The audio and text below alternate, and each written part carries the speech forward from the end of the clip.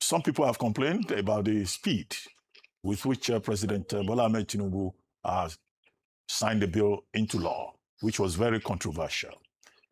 What's your reaction? And then the second thing is Festus Keyamo, saying that so many people are presumptuous. A group of regulars in front of the National Assembly carrying placards, which includes your good self, I assume, television commentators, social media activists, and then the 15 senators that protested in the Senate, and the less than 45 out of over 300 lawmakers in the House of Reps, that they have arrogated to themselves the illusion, the assumption, the delusion that they are speaking for the generality of the Nigerian people. And he says, how did they arrive that is the position of the Nigerian people? In other words, the minority arrogating more authority to itself than the majority. Those two issues. Thank you very much for having me on the program, and well done for the great work that you and colleagues are doing. It's been a long walk, and like you already noted, this is one of the fastest bills ever signed into law. And what that signifies, because I remember the 2022 Electoral Act, all of us were on ground. You remember from 2015 down to 2022, it took 7 times for it to go to the President Muhammadu Buhari, of blessed memory now, to sign the bill into law. And even when he was signing it, there were so many contradictions, and some of those contradictions came in from the National Assembly. I remember a friend called me from the National Assembly to tell me that you guys are on the street. This was 2022, 2021, 2022. You're on the street, but the president is not going to sign that law because we gave him what he wanted, but we put a clause there. You remember the popular clause then, and then, so he said he was not going to sign it, but we said, the president, you promised Nigerians that you are going to sign this into law. Sign it and take it back. He signed it. They felt he was stubborn for signing it, and eventually when he took it back, they of course flushed it back into his, they did not do the amendment that he took it back for. When we are talking about, the stage of things now, when I look at the copy that I have gotten, I hope the Gazette is soon so that it can be available to everybody. You see the Amendment Act, is talking in the first place, it talks about, that's the Electoral Act. It talks about the regulation of, the conduct of federal, state, and area council, in the Federal Capital Territory. What was the speed? The speed, what was it about? Is it about, the FCT elections?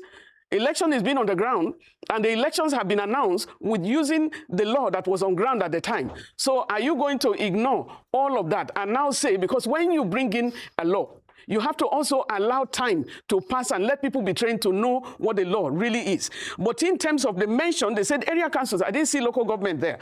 And I'm looking at it, I said, okay, they went down to go and mention, they went to the mention, I think Section 60, brought us back to the real issue that we're talking about. And in Section 60, of course, they did all the analysis. Section 60, subsection 1, is that the presiding officer shall, after counting the votes at the polling unit, enter the votes scored by each candidate in a form, prescribed by INEC. They know what they're talking about already, but you look at subsection 3, the presiding officer shall electronically transmit, the result from each polling unit to the IREP portal, and such transmission shall be done after the prescribed ECA has been signed and stamped by the presiding officer, and so on and so forth. But the stamping now, so we are now going to be looking at INEC. You are now saying, it has to be signed and stamped. We know that they have gone to elections before, and then you don't have either the ink pad and so on. The preparation of INEC is very, very essential, despite the fact that they are reducing the time. From what the Senate President said, every voter, every vote will be counted. Every voter, they will ensure that the votes are counted. In India, we have 980 million registered voters. About 64 million, 640 million, voted in the last election. That very day, the election, everything came out. And from the long history, Nigerians had advocated for even electronic transmission, electronic voting, which will be, you can see live in terms of the progression of the elections. What we have asked, yes, you can accuse us and say, why are we out? Why are we talking? You are the true representatives. What I can tell you, Ruben, that certain things played out in this particular incident. You had so many, with the House of Representatives, they had no problem. It was massive voting for the electronic transmission completely, mandatory transmission. And then we come to the Senate. But at least you could see that when they now adopted the Senate version, whatever the Senate did, at least some sanity came up there, that there are still some Nigerians that are standing upright for Nigeria. The love of country should be what should control our hearts. What is your love of country? What is your patriotism, the level of your patriotism? I pledge to Nigeria, my country, to be faithful, loyal, and honest. What have you really done? Can you go to bed with it? After we have long progressed, because going into 2023 general election, when we went for off-cycle elections, because I was the convener of the Nigerian Civil Society Situation Room at the time. And so we are moving from one point to the other. But at least some people stood up and said no. And then another dimension that I see in it was when Senator Abaribe got up and said people have to be counted. And Senator Bamdele Okwemi, came out to protect him for that. I think that is something good. That Senator Bamdele was a Students' Union president in Uniben when I was a student, and I was Students' Union president at the University of Jos. People have worked together. They need to stand up more, and we need to see the attitude. I am happy at the House of Representatives when they turned it around. People protested, and that is what we want. It means there is still sanity, because wherever there is huge corruption, there is still a level of sanity. We are going to focus seriously. We are mobilizing, because we can't just say we are going to be quiet. We will let them hear our voices. How we are not happy about some of the things that have been done. If I may interject. Yes. Festus Keyamo, the Minister of Aviation Development, says you don't speak for the Nigerian people. How did the civil society activists, social media activists, and the minority in the National Assembly arrive at the assumption that they are expressing the wishes of the Nigerian people? It's unfortunate that someone like, Keyamo can say that. He was on this side before. Ruben, you know that. And the attitude of people by saying that because these people, Tinubu is in power, we cannot protest. Tinubu was on the other side. He used to come to the barricade. Or was that a fake attitude? Because if you see the level and the transmission of this attitude, and then we are just before the FCT election. You know what happened in the FCT? President Tinubu lost in the FCT. And you know the law, the Supreme Court, we are going to really focus on the judiciary. The Judicial Commission will focus on the Ministry of Justice, will focus on it. NBA need to take up and hold their members accountable for what they are doing to this country, because every one of them is on oath while moving. And so when some activists are now saying, what do they think? What are they doing? Are they speaking for the country? Activists have always, we fought for democracy itself. We were at the barricade fighting for democracy, campaign for democracy. You were there, and we need to come back to what Guardian said. The Guardian says conscience is a wound.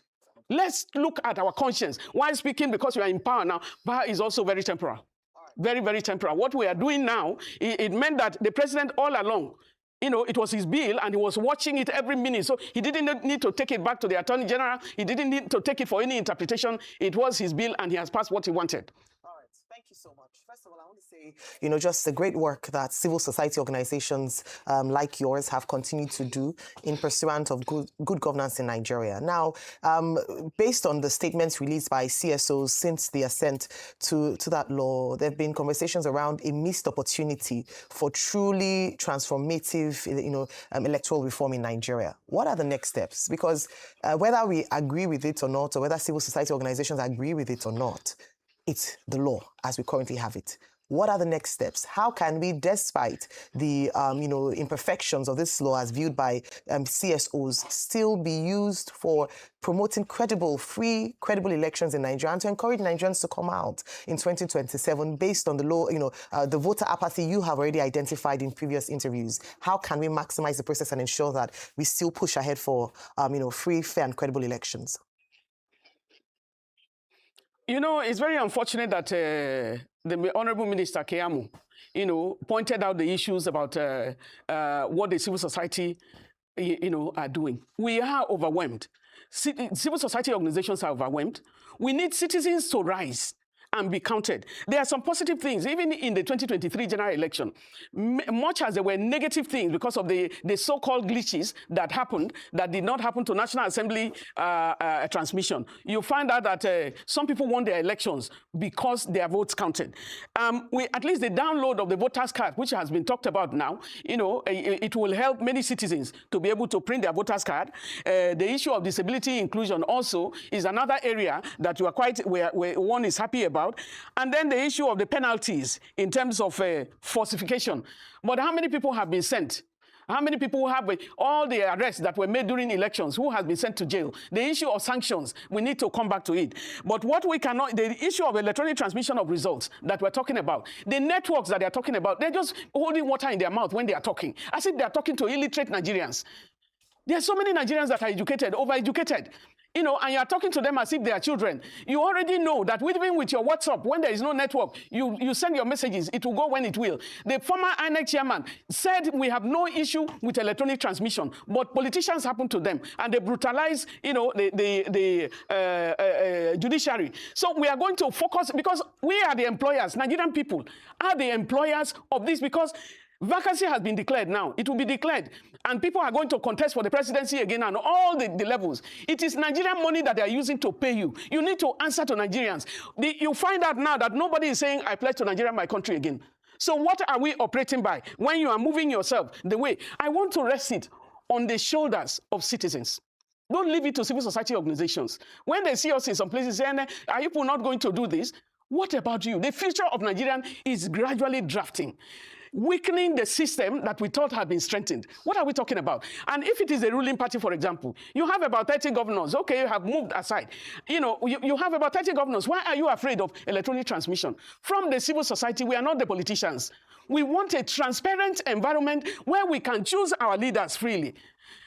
People, are dying silently because of some inactivities, because of the over-impoverishment of Nigerians. And so we come back and you say, are we representing Nigerians? Were you representing Nigerians before? You were talking so much and then you are now a minister.